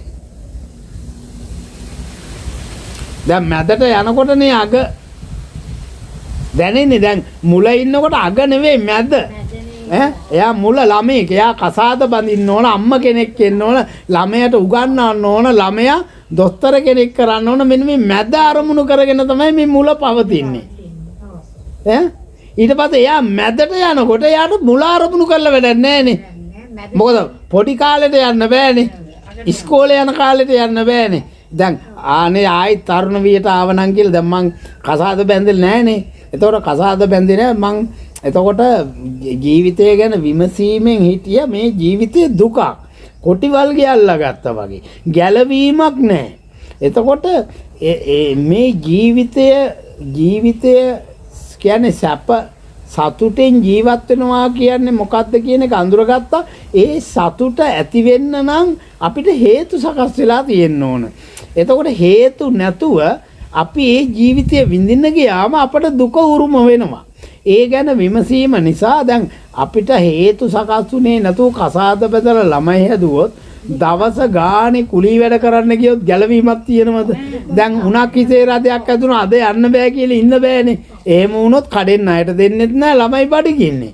අන්න ඒක කලින් විමසලා බැලුවොත් අන්න එයා කවදාවත් කසාද බෙදලා ළමයි හදන්න තැනට එන්නේ නෑනේ. එයා බලාපොරොත්තු වෙනවා ඒ හේතු සපුරනක. ඒ හේතු සැපිරෙන්නේ නැතුව කාලය ගෙවිලා යනවනේ. අන්න එනවා අවුරුදු 30 ගානට. එතකොට හිතෙනවා 30 ගානට යනකොට ඔන්න එයාට අර කාලේ නැති මුදලක් අතට එනවා. එතකොට හැකියාව තියනවා ගයක් හදන්න කසාද බඳ නේ. නැත්තම් එතකොට හැකියාව තියනවා උනන්දුවෙන් දෙයක් කරන්න. කරලා යමක් උපයන මාර්ගයක් එතෙන්දී Taman අඳුර ගන්න. එතකොට Taman හිතනවා දැන් ඉතින් උපයලි වෙනකොට අවුරුදු 40ක් 45ක් වෙනවනේ. එතකොට ජීවිතේ ජීවත් වෙන්න කාලයක් නැහැ. එතකොට එයා හිතනවා දැන් අවුරුදු 18ට විතර යන්න තියෙනවා නම් මන් දන්නවා දැන් කරගෙන එන්න ඕන විදිය. අර මට මග හැරුණු බෑ භාවය මුල. අනේ එතකොට එතෙන්ට යන්න බෑනේ. ඊට පස්සේ යාරිත් පැත්ත බලනවා. දැන් එතෙන්ට යන්න බෑ. දැන් හැබැයි එතෙන්ට යන්න බෑ. මං මේ ස්වභාවය තුල තව තවත් ගමන් කරන්නේ ඉස්සරහට. අන්න එතකොට ඉස්සරහදී මට මොකද්ද වෙන්නේ? මොකද්ද මට කරන්න පුළුවන්කම තියෙන්නේ? මුලදී අසරණ වුණාට අගදී අසරණ නොවි ඉන්න නම් මං දැන් මොකද්ද කරන්න ඕන? සල්ලි උපයන්න ඕනද?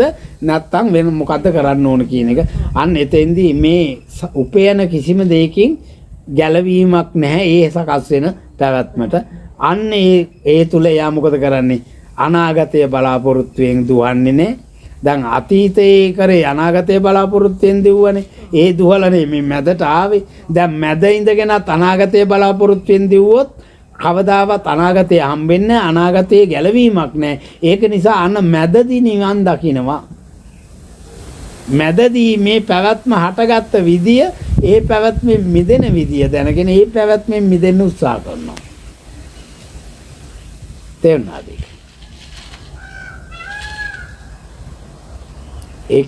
ඒක ඉතින් අර ඒක තියෙන්න ඕනේ. හේතු සකස් වෙන්න ඕනනේ. ඒක ස්වභාවයෙන් වෙන දෙයක් නෙමෙයි. ස්වභාවයෙන් වෙන දෙයක් නෙවෙයි. දැන් එහෙම ස්වභාවයෙන් වෙනව නම් හැමෝටම මේක වෙන්න එපායි. හැමෝටම වෙන්නේ නෑනේ. දැන් මට දැන් කැමැත්තක් ඇති වෙලා තිබුණ නැහැනේ. දැන් ඕගොල්ලොන්ට කැමැත්ත ඇති වෙලා දැන් මට කලින් ඕගොල්ලෝ කොච්චර සිල් අරන් තියෙනවද? ඕගොල්ලෝ කොච්චර දානද? මං එක දානයක්වත් දීලා නැහැනේ. මං එක නිවන් දකින්න ගිහිල්ලා එක බණක්වත් ආලා නැහැනේ. මං නිවන් දකින්න ඕන කියලා කාගෙන්වත් ගිහිල්ලා අහලත් නැහැනේ. කොහොමද නිවන් දකින්නේ කියලා. තේරුණාද? මට වඩා ඕගොල්ලෝ කොච්චර කට්ටියකින් අහලා තියෙනවද? කොච්චර ඕගොල්ලෝ පොත් පාඩම් කරලා තියෙනව, බණ අහලා තියෙනවා. ඕගොල්ලෝ ඒ වෙනුවෙන් කැප වෙලා සිල් අරගෙන මොනතරම් කැපවීමක් කරලා තියෙනවද? ඕගොල්ලොන්ට බැරි වුණානේ. ඒ කියන්නේ ඕගොල්ලොන්ගේ විමසීම තිබුණේ සම්මතයට බර වෙලා. සම්මතයෙන් පිට යන්න කැමති උනේ නැහැ. කැමති නැහැ. සම්මතයට ඕගොල්ලෝ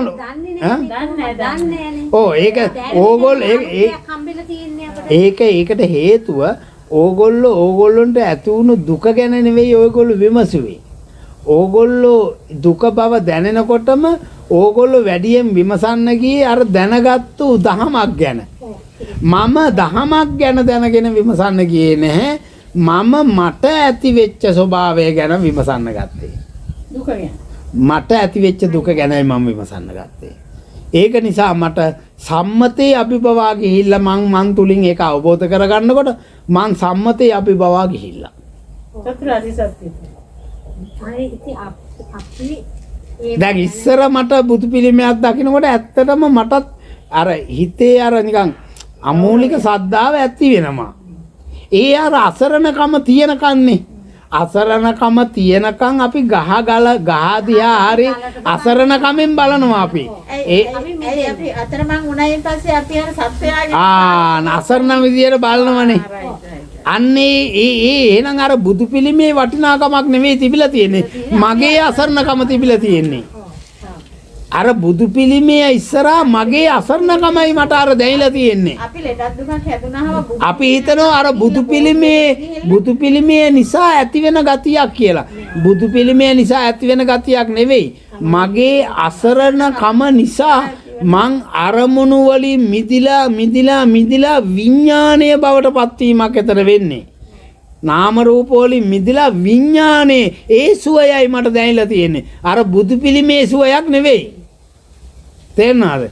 විඥානේ සුවය. දැන් අසරණ වුණාමනේ අපි හිත ඒකාග්‍ර වෙනවනේ. ඒකාග්‍ර වෙන්න මනෝ විඥාණයෙන් මිදෙනවා. ඊට පස්සේ මනසට දැනෙන පඨවි ආපෝ තේජෝ වායෝ කියන ස්වභාවයනොත් මිදි විඥාණය සැහැල්ලුවටපත් වෙනවා. අන්නේ සැහැල්ලුව තමයි මට අතෙන්දි දැයිලා තියෙන්නේ. අර බුදු පිළිමේ වටිනාකමක් නෙවෙයි. තේරෙනවද? අන්න එතකොට ඒක මන් තුලින්ම මෙන්න මේක එතකොට මේ අවබෝධය තුල අන්න නැවතත් ඒක මට හම්බ වෙනවා. අතන අවබෝධය තුල නෙවෙයි හම්බුනේ අර පිළිමයක නිසා තමයි මේක එන්නේ කියලා මං හිතුවා.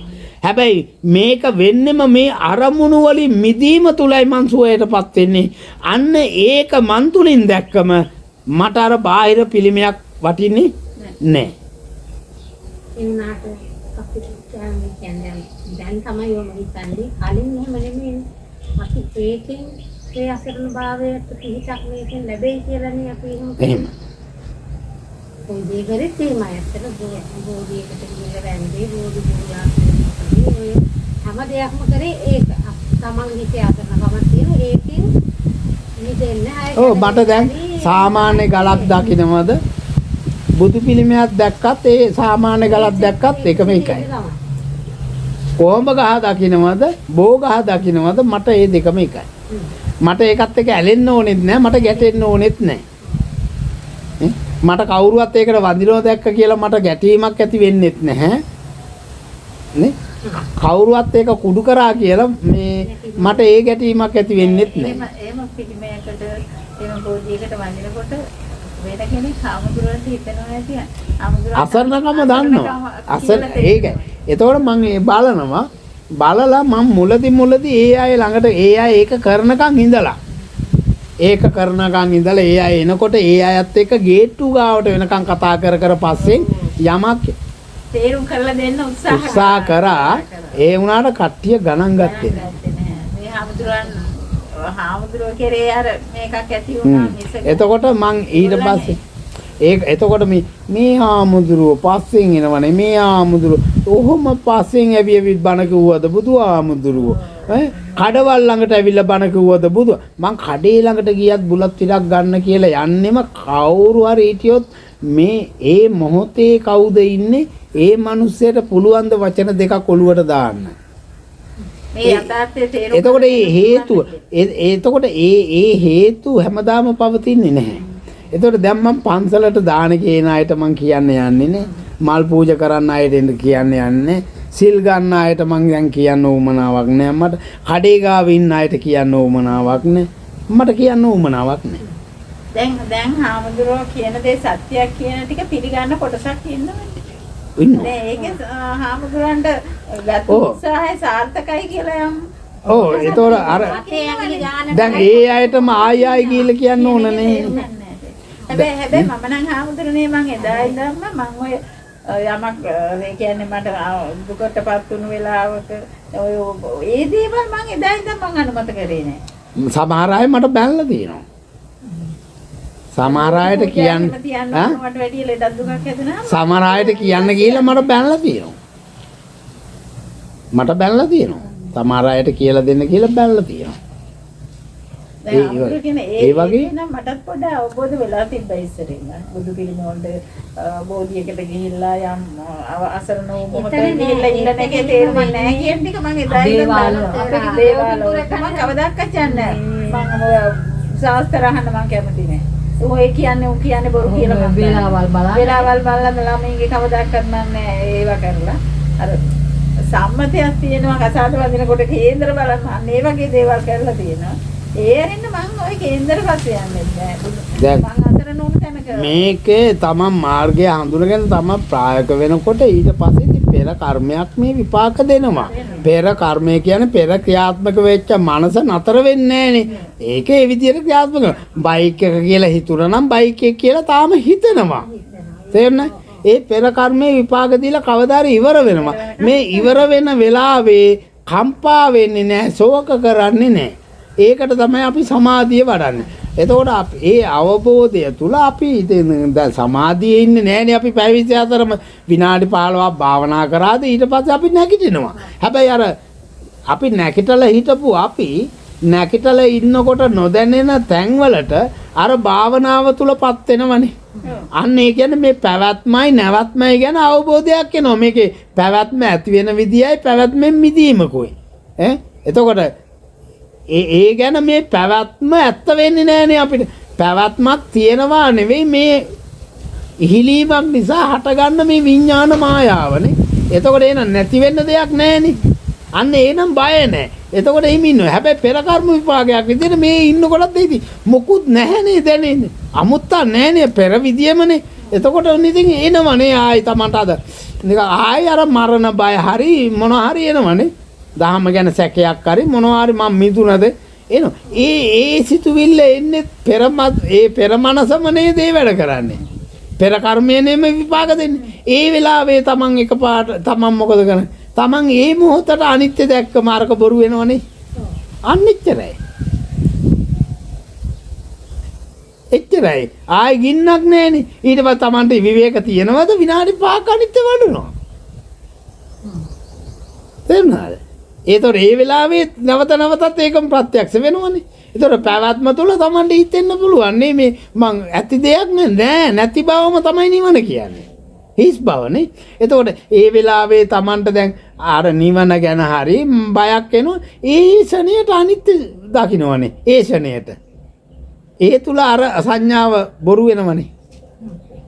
අන්න මේ බය හැල්ලු වෙනවා. එච්චරයි. සෑල්ලුවෙන් ඉන්නවා. තේන්න? භාවනාවේදී එක එක රූප පේන්නේ යනස. ඒක මනෝවිඤ්ඤාණ මායාවනේ. ඒ මායයා අර තමන්ගේ සිහිය භාවනාවට බාධා කරනවා. තමන්ගේ සිහිය යොමු කරනවා වෙන පැත්තකට. ඒ වෙලාවේ මොකද? ඒකත් එක්ක ඇලෙන්නේ නැහැ, ගැටෙන්නේ නැහැ. ඒකත් එතරම් අනිත්‍ය වුණානේ. තමන් අර දැන් ඒ රූප පෙනුනත් අපි ඒ භාවනාව දිගටම කරගෙන යන්න ඕනේ. ඔව් ඒ රූපේ පෙනුනම තමන් පෙනුණා කියලා දැන් තමන්ට දැනෙනවනේ. දැනුනම මොකද කරන්නේ? දැන් තියෙනවද? ඒක හොයන්න දෙයක් තියෙනවද? නෑනේ. එහෙනම් ඒක අවිද්‍ය නොදන්න කමක් නේ හටගත්තේ. එහෙනම් තමන්ට ඒක දැනුණු ගමන්ම තමන් මොකද කරන්න ඕන? අර අනිත්‍ය ස්වභාවයට සිහිය යොමු කරන එක විතරයි. අරකට එක ඇලෙන්නෙත් නෑ, ගැටෙන්නෙත් නෑ. ඒක ඇත්තද බොරුද කියලා ආයි හොයන්න ඕනේ නෑනේ. ඒක බොරුවක් බව දන්නවා. ඒක මනෝවිඤ්ඤාණයෙන් හටගත් එකක් නේ. දිගට මේ මනෝ රූපේ පේනවනම් ඒ දිගින් දිගටම පේන්නේ ඒක ගැන. ඒක දිහාට හැරිලා ඉන්න කන්නේ. ඒක අතහැරලා එන ස්වභාවයට සිහිය යොමු කරොත් අර කතහැරෙන්නේ නැද්ද? අතහැරෙනවා. නිකන් බය වගේවත් ඒකනේ වීර්ය වඩනවා කියන්නේ. වාහනේ පාරයින්ට යනකොට පාරයින දිහා බලන් හිටියම හරියනවද? දැන් ලයිට් කණුවක් තියෙනවා. ලයිට් කණුව දිහාට වාහනේ. ලයිට් කණුව දිහාම බලන් හිටියම වාහනේ කියලා හැපෙනවනේ. එහෙනම් Tamanට ලයිට් කණුව දිහා බලන් ඉඳලා වැඩක් නැහැ. ලයිට් කණුව දකින්නකොටම Tamanට තියෙන වාහනේ ගන්න පාරට.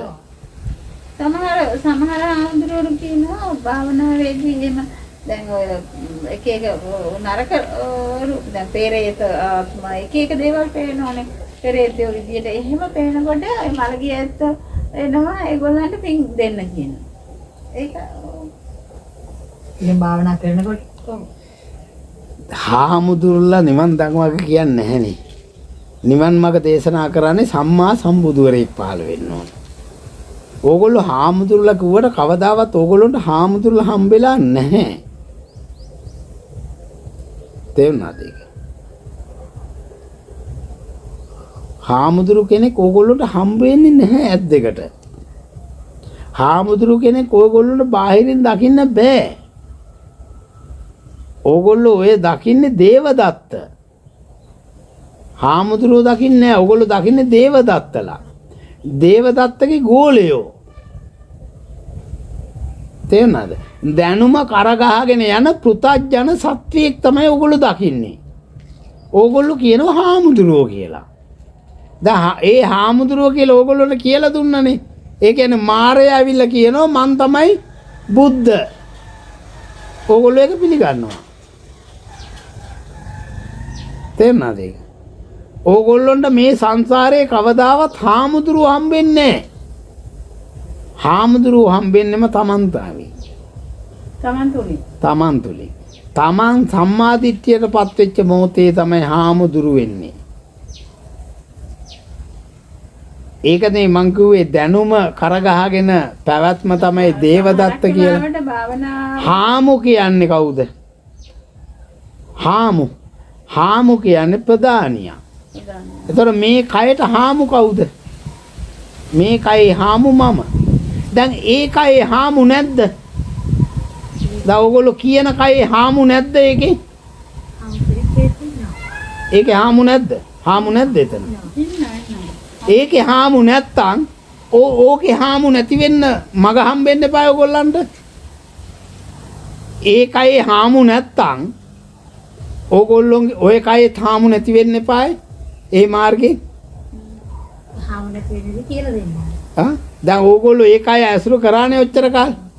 එහෙනම් එතන හාමු නැත්තම් ඔතන හාමු නැති වෙන්න එපා. එහෙනම් එතන හාමු දුරු වෙලා නැහැනේ. එහෙනම් හාමුදුරු අහු වෙලා නැහැනේ ඕගොල්ලන්ට. හාමුදුරු බාහිරින් හම්බෙන්නේ. සම්මා සම්බුදුවරයෙක් පහළ වෙච්ච කාලයකට තමන් තුලින් හාමුදුරු වෙනවා. අන්නේ තමයි සම්මා දිට්ඨියටපත් වෙනවා. තේරුණාද ඒක? ඕගොල්ලෝ හාමුදුරුවෝ කියලා මාර සේනාවක් ඇසුරු කරන්නේ. එක තැනකවත් හාමුදුරු වෙලා නැහැ. ස්ටේජ් එකේ හාමු ඉන්නවා. සුපෝබ්බෝගේ වාහනය ඇතුලේ හාමු ඉන්නවා නේ? හාමු ඉන්නවා නේ? ඒසි කාමරවල ඒ හාමු ඉන්නවා නේ? හැම තැනකම දේවාල දාගෙන ඒ හාමු නැද්ද? ඉන්නවා ඈ? හැම තැනකම දේවාල දාගෙන ගුරුපත් වීම අරගෙන ඒ හාමු නැද්ද? හාමුදුරු වුණා නම් ගුරුපත් වීමට පඩි ගන්නේ කවුද? නේ? හාමුදුරු වුණා නම් ඕගොල්ලොන්ට උද්ඝෝෂණ කරන්න අඬ ගහන්නේ කවුද? සටන් කරන්න අඬ ගහන්නේ කවුද? ඕගොල්ලොන්ට ಜಾති ભેද කෝලාහල ඇති කරන්න අඬ ගහන්නේ කවුද? එහෙනම් ඒ තැන්වල හාමු ඉන්නවා. එහෙනම් ඕල හාමු දුරු හම්බෙලා නැහෙනේ. දුරු හම්බෙලා නැහැ. ඉන්න හාමු කෙනෙක් ඕගොල්ලන්ට හම්බෙලා තියෙනවා. ඕගොල්ලෝ හාමු නැහැ කියලා හිතනවා. මාරයා තමයි රංගපාන්නේ. ඒ රංගපාන මාරයට තමයි ඔයගොල්ලෝ අහුවෙන්නේ. තේරුණාද? මේ තුන්නිකායේ හාමුදුරු කෙනෙක් ඕගොල්ලන්ට හම්බෙන්නේ නැහැ. තුන්නිකායේ බාහිරින් දකින්නකම් හාමුදුරු කෙනෙක් ඔයගොල්ලන්ට හම්බෙන්නේ නැහැ. තුන්නිකායේ බඹේ තුලින් දැක්කොත් අන්නේ නිකාය තුන්නිකාය තුන් කයක් තියෙනවා ඔකේ. ඒ තමයි ලිංගේන්ද්‍රිය කය, හදවත ආශ්‍රිත කය, මේ බාහිර ආයතන පහ ආශ්‍රිත කය. ඔන්න ඔය තුන්නිකායෙන් මිදෙන්න තමයි මං කියලා දුන්නේ. එක කයක් තමයි මනෝවිඤ්ඤාණ කය. අනිත් කය තමයි සතර මහා භූත ඇසුරු කරගෙන පවතින මන කය. අනිත් කය තමයි මේ විඥානය ඇසුරු කරගෙන පවතින කය. විඥාන කය. ඔන්න තුන්නිකායෙන් මිදෙන්න තමයි කියලා දෙන්නේ. ඔන්න ඔය තුන්නිකායේ සරණ ගියොත් ඕගොල්ලෝ හාමුදුරු වෙනවා.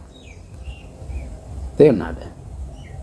ඕගොල්ලන්ට තුන්නිකායේ බාහිරින් ගියොත් හාමු හම්බ වෙන්නේ නැහැ. හාමු හම්බ වෙනවා දුරු නැහැ. දුරු වෙලා නැහැ. හැමතැනම හාමුල තමයි හම්බෙන්නේ. එතන හාමු හම්බ වෙනකොට මෙතන හාමු ඉපදිලා. තේරුණාද? ඒක තමයි ඇත්ත.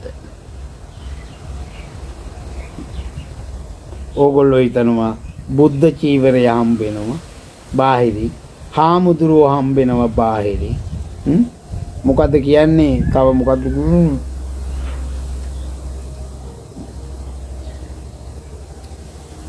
මොකද්ද කියන්නේ? හාමුදුරුවෝ කියන්නේ මේ දැන් අනිත් අයට වඩා ඔය හාමුදුරුවෝම කියනෝනේ මොකද්ද? මහා සංඝරත්නය. මොන මහා සංඝරත්නයද? අතිපූජ්‍ය. නැහැ නෑ. ඔව් අති පූජ්‍ය කියනවා. එතකොට තව මොකද්ද? ගෞරව මොකක්ද කියනවනේ? ඈ? ගෞරව. දැන් ගෞරවයට පාත්‍ර වූ.